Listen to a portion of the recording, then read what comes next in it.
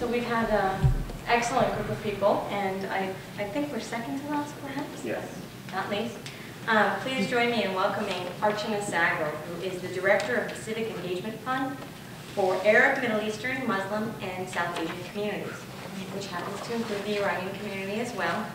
And Archana is an attorney by training, but devotes her time to this organization, Asian Americans, Pacific Islanders, and Philanthropy, which together, I believe, with the San Francisco Foundation are behind the Civic Engagement Fund.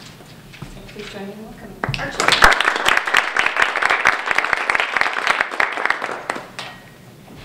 So thank you for coming. In the same style, we're going to do questions and have questions from the audience at the end.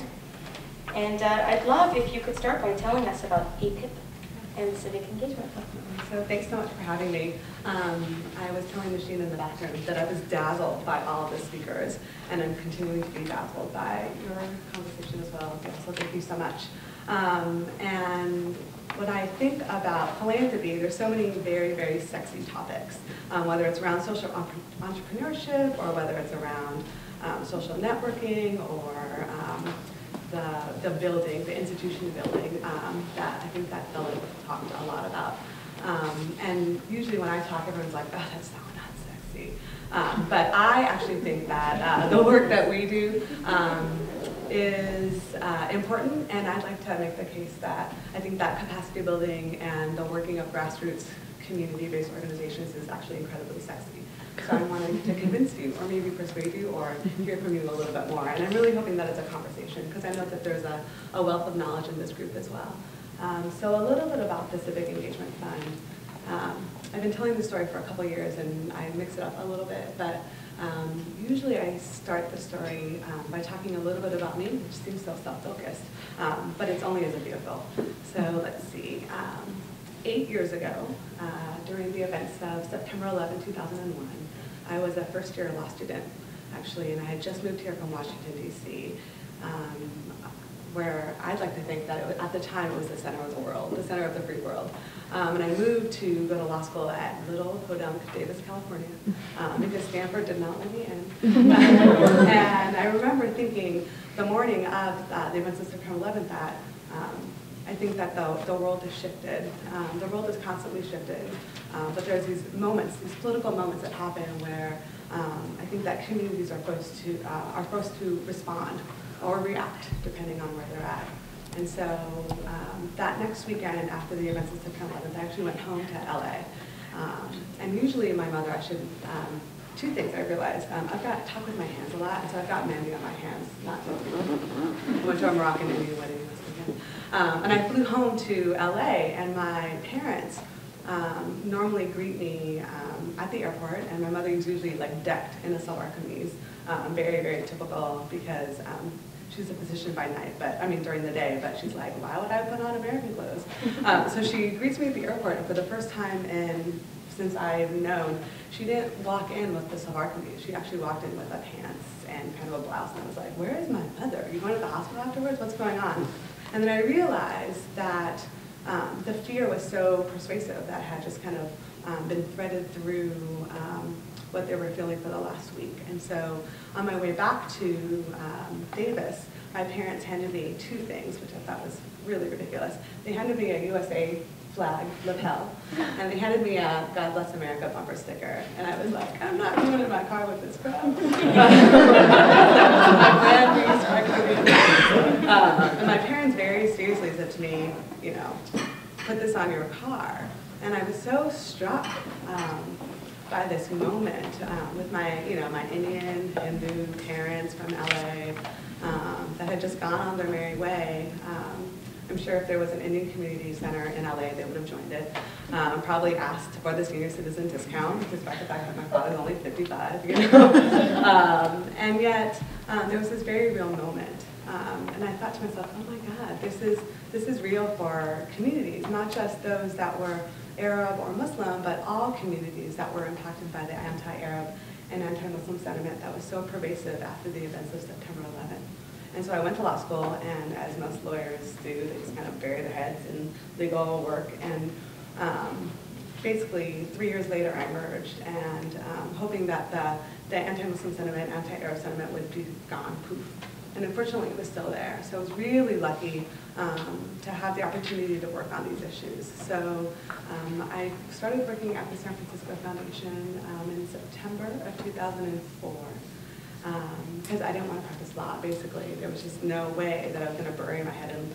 Actually, I'd like to say that I'm just a bad lawyer. I had my spin on it during the summer, and I was just like, going to be a horrible liar. That's a real story. I'm like, oh, I didn't want to do this. I wanted to do community building. But the real deal is I thought I was going to be a bad lawyer. In fact, I was told I was a bad lawyer by many, many people. So I started at the San Francisco Foundation, and at the time I was a fellow. And I remember it was my first month, and I was told to keep quiet and just basically listen. Not really told that, but I knew that's what you're supposed to do when you start at an organization. So I remember there was these rumblings, and a group of program officers from very mainstream foundations, folks from the San Francisco Foundation, the Tides Foundation, the Rosenberg Foundation, the Foundation, were all talking about basically the community getting screwed and recognizing that the community, there wasn't a lot of infrastructure, and the leadership in foundations did not really understand what the challenges and opportunities were in working with the broad array of communities. And so I remember just thinking, I'm like, oh, this is interesting. But my background is actually around voting rights and campaign finance reform. So I just kind of listened to it on the side. And then around September, I found out that these group of foundations had commissioned a report by two organizations called APIP, Asian Americans, Pacific Islanders Philanthropy, which is where I work, as well as GSER, grant makers concerned with immigrants and refugees. And these two organizations, APIP and GSER, had developed a report talking about the challenges and needs of the Arab, Middle Eastern, Muslim, and South Asian community. And just for a little bit of hyphenated, for the last 5 years I've been saying the words Arab, Middle Eastern, Muslim, and South Asian, so I've shortened it to AMEMSA.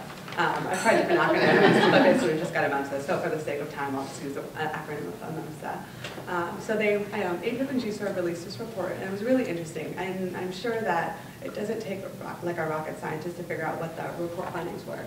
The findings of the report were very clear. They were basically saying the community was getting hit over and over and over again, whether it's through the effects of special registration or the NCS program, or whether it was through the closing of nonprofit organizations, or simply nonprofit organizations could not attract board leadership, which is so not the problem here, which is amazing.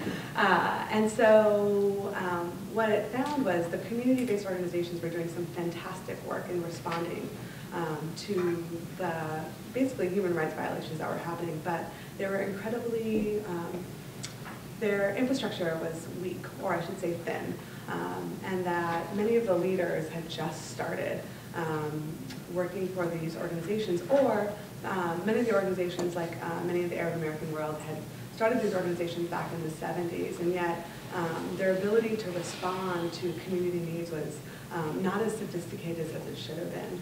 So APIP and GSER released this report, and for me, most reports go unread. That's just the real deal of philanthropy. I've been working in philanthropy for 5 years, and I get tons of reports, and I try to read them all, but most of the time they get put in my sits and spots to read and then sit aside and send back to me. So I was like, what's going to happen with this report? And so, because this report was so important and simple, and yet, like most good reports, they sit on shelves. And I think that the leadership of two folks, Darren Petzad, who's the head of GSER, grant makers concerned with immigrants and refugees, as well as Peggy Slyka, who's the executive director of APIP, had determined that they needed this report to live and to have legs. And so in philanthropy, there's rock stars. I would say that many of you in this room are rock stars in philanthropy. But one of the rock stars in philanthropy is a man named Gary LaMarche, who at the time was the head of the Open Society Institute, George Soros' nonprofit philanthropic institution. Since then he's gone to Atlantic Philanthropies. And so APIP and GSER had invited Gary LaMarche to come speak, to talk about what are the things that are happening in the world with regard to Arab, Middle Eastern, Muslim, and South Asian nonprofits and communities. And so Gary came, we flew him out from New York, and lo and behold, 50 people showed up, which is, even though there seems to be 50 people here, in philanthropy, that's actually a really big deal. Most of the time you only get 10, 15, 20 program officers around one issue.